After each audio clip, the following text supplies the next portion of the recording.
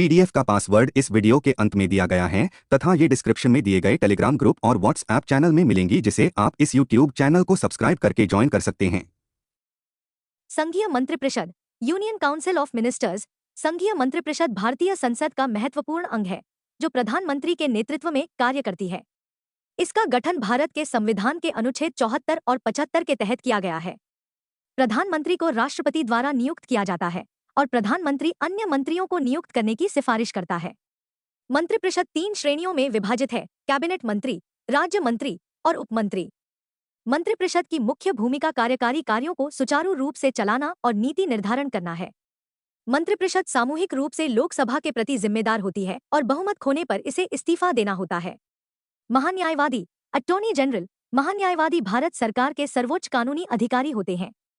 उनकी नियुक्ति राष्ट्रपति द्वारा की जाती है और वे सरकार के कानूनी मामलों में सलाह देते हैं। अनुच्छेद 76 के अंतर्गत महान्यायवादी का प्रावधान किया गया है। वे संसद की कार्यवाही में हिस्सा ले सकते हैं लेकिन मतदान नहीं कर सकते।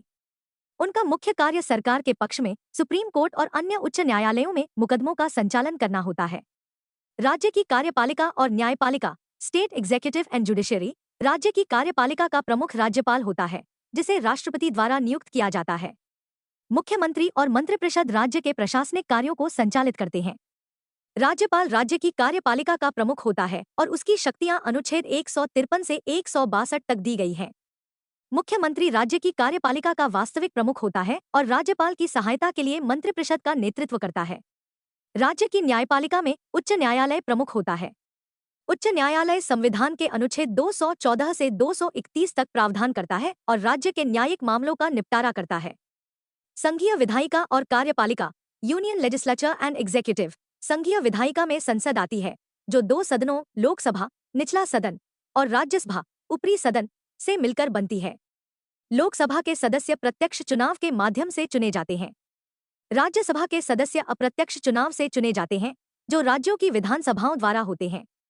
संघीय कार्यपालिका में राष्ट्रपति, प्रधानमंत्री और मंत्रिपरिषद आते हैं। राष्ट्रपति राष्ट्र प्रमुख होते हैं जबकि प्रधानमंत्री और मंत्रिपरिषद वास्तविक कार्यकारी शक्ति का प्रयोग करते हैं। पंचायती राज। पंचायती राज पंचायती राज प्रणाली भारतीय ग्रामीण शासन व्यवस्था की नींव है।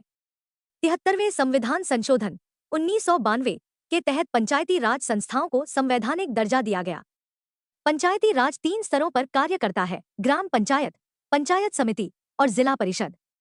इसका उद्देश्य ग्रामीण क्षेत्रों में स्वशासन को बढ़ावा देना और विकास को जमीनी स्तर पर सुनिश्चित करना है।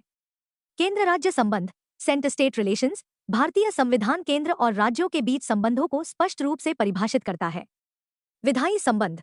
संविधान ने विषयों को 3 सूचियों में विभाजित किया है: संघ सूची, राज्य सूची और संवर्ती सूची। संघ सूची में शामिल विषयों पर केवल केंद्र सरकार कानून बना सकती है। राज्य सूची में राज्य सरकार और संवर्ती सूची में दोनों ही। वित्तीय संबंध।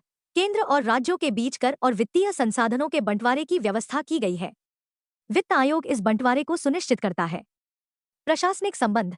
केंद्र और राज्य प्रशासनिक मामलों में सहयोग करते हैं और केंद्र राज्य के मामलों में हस्तक्षेप कर सकता है, विशेष रूप से आपातकालीन स्थितियों में।